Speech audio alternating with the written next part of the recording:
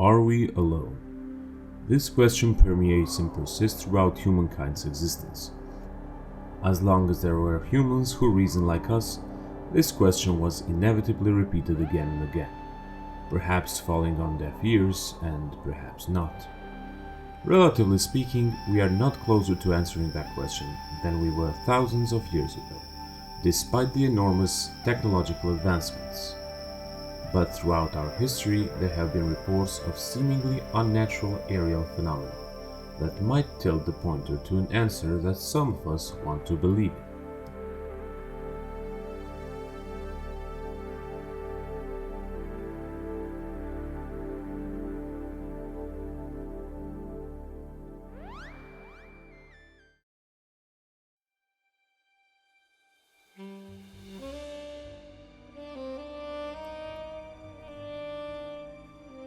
Back in the 1960s, a group funded by the United States Air Force was formed. It was called the Condon Committee, and its task was to examine UFO phenomena under scientific scrutiny. One such phenomena was the so-called Tulli Papyrus case. The former director of the Egyptian Museum in Vatican, a professor called Alberto Tulli, allegedly held in his private papers an old Egyptian papyrus, its contents being the earliest record of a UFO sighting. This papyrus allegedly was damaged and had many gaps in the hieroglyphics.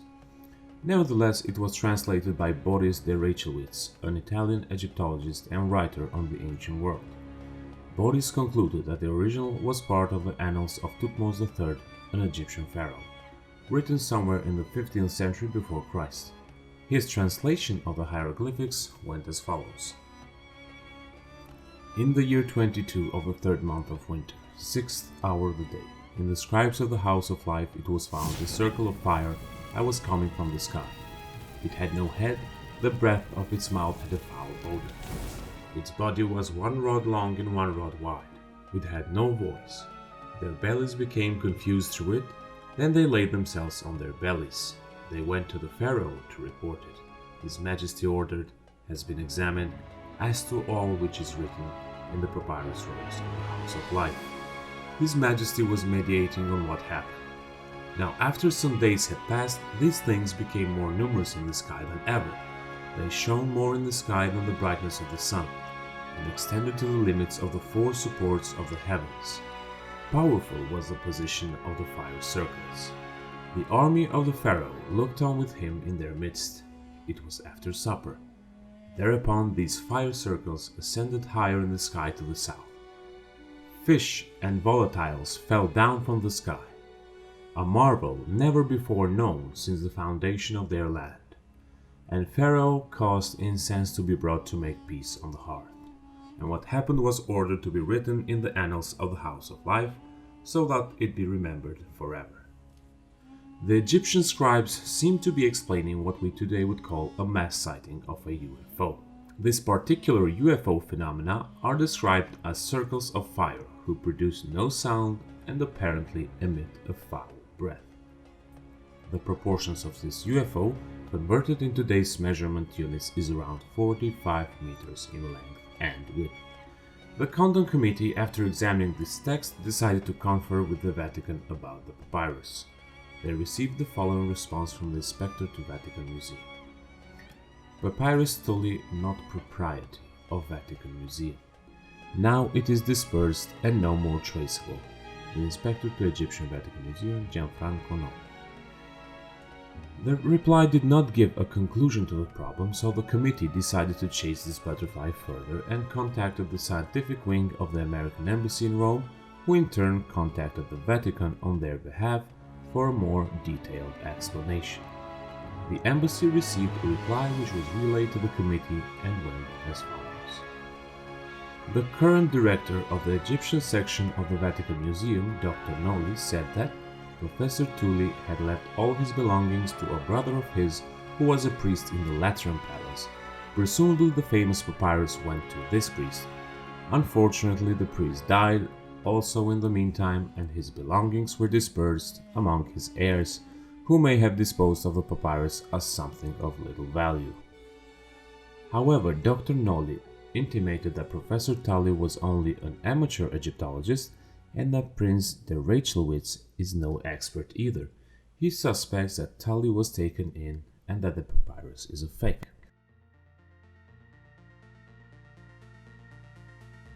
This explanation seems to have satisfied the Content Committee, who consider the case closed after this replied by the Vatican.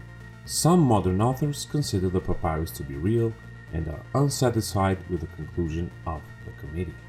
Depending on your personal leanings, this conclusion either raises more questions for you or answers them all, or maybe it's just inconclusive. Be that as it may, the truth is still out there.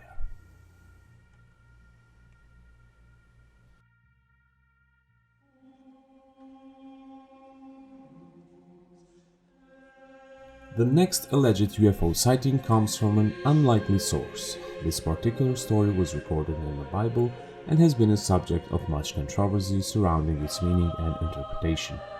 Even though the historicity of the Bible is a contested subject in and of itself, the amount of detail that went into explaining the purported alien phenomena gives it enough credibility to earn a spot in this video. The story comes from the book of Ezekiel, which is one of the major prophetic books of the Old Testament.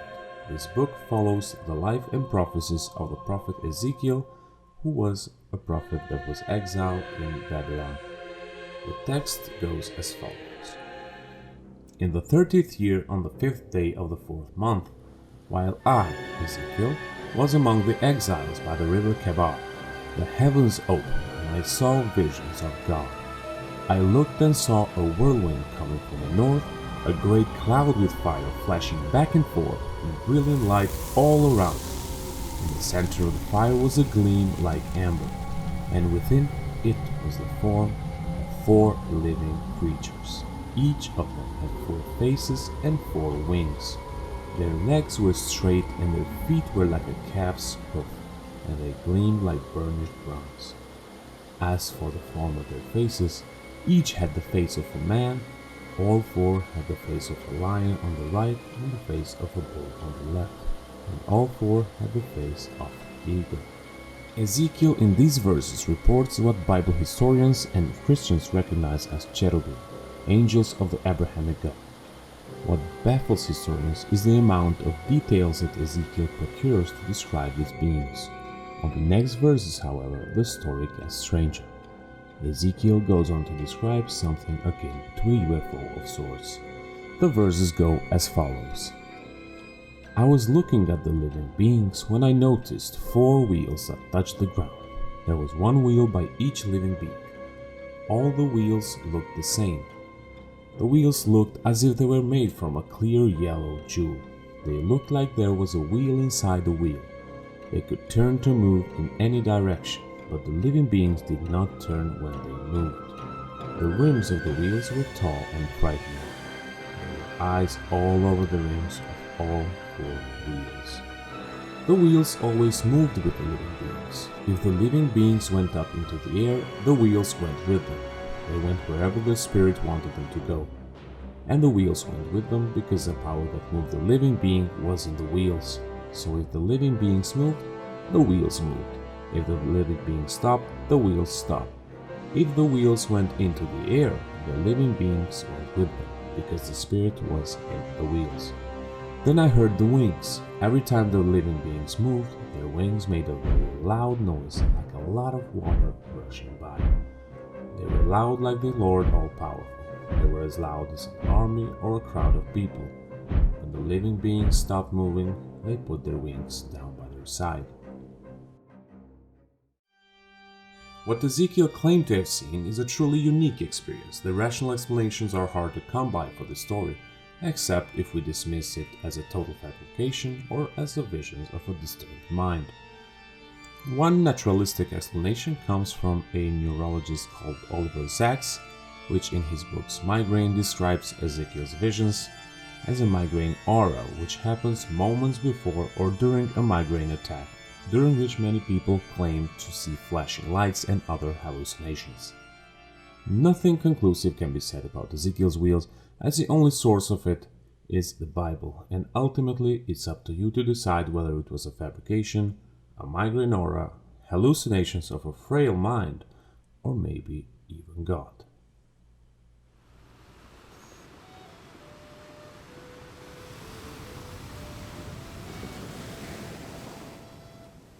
And now we are off to Ireland, where its beautiful green pastures were disturbed by one or several unusual events.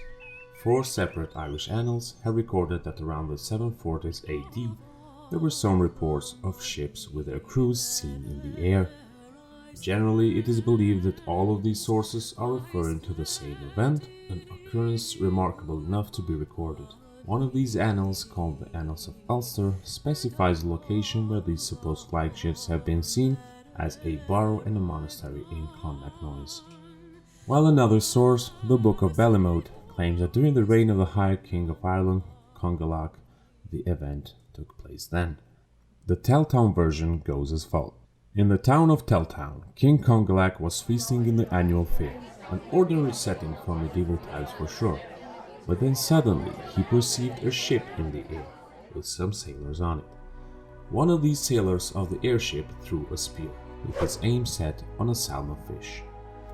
The sailor missed, and the spear thrust itself in the middle of the fair. The spear-throwing sailor started swimming down from the ship's deck to take it back.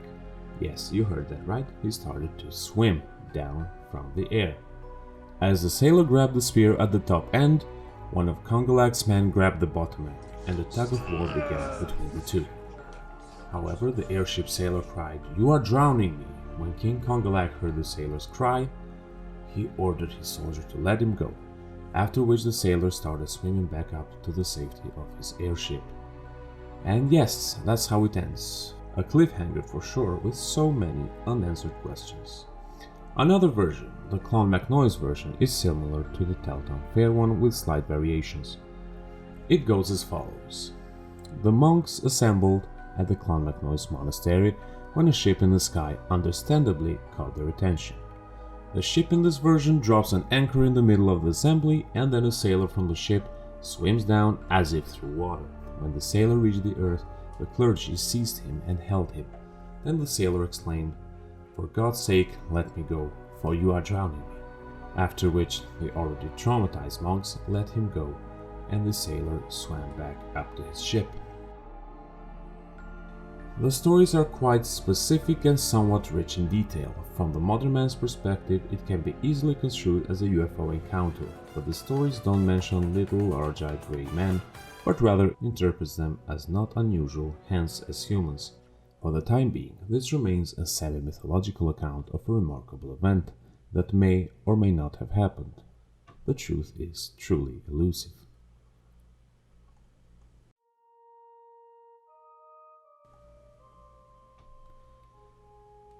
The year is 1561, Anno Domini.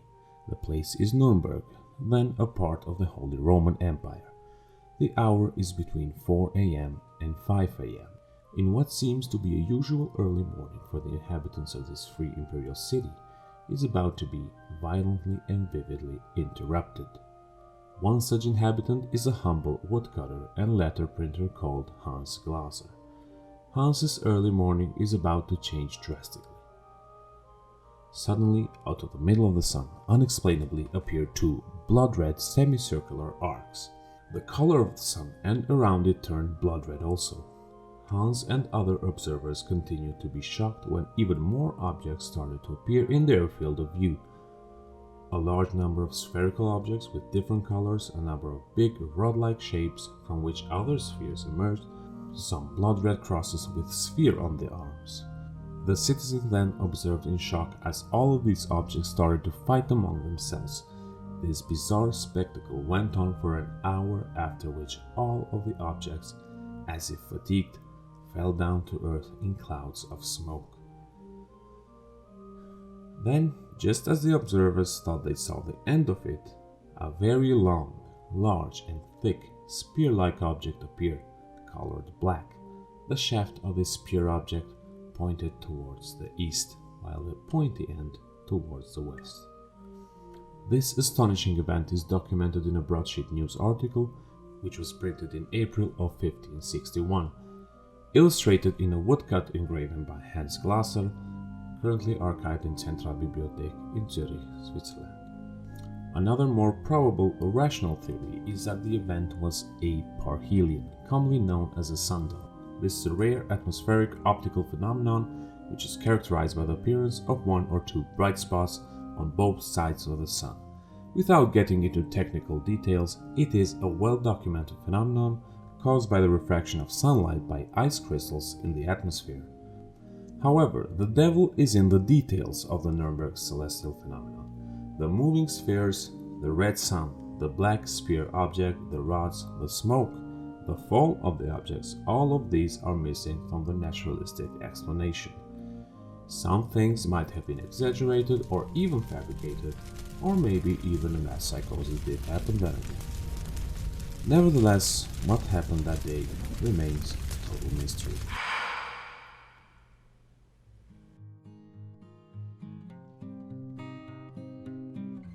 Based on my subjective judgment, I came to the conclusion that these were the stories that merited a more in-depth look, since they were of somewhat well-sourced stock and the richness of the details of these stories add to the flavor of truth. While it is easy to fall into the trap of seeing every light in the sky as a UFO, we should also be careful not to be a victim of the other side of this problem, that of dismissing every abnormal occurrence in the sky as just another weather balloon. However, what I am sure of is that the truth lies somewhere in between the extremes. And thank you for your attention, dear viewer. If you want to see more content like this, you can subscribe to the channel, like the video, and perhaps even donate on Patreon. All support is greatly appreciated. A special thank you to Jason of the channel Think Anomalous for being kind enough to let me use parts of his clips.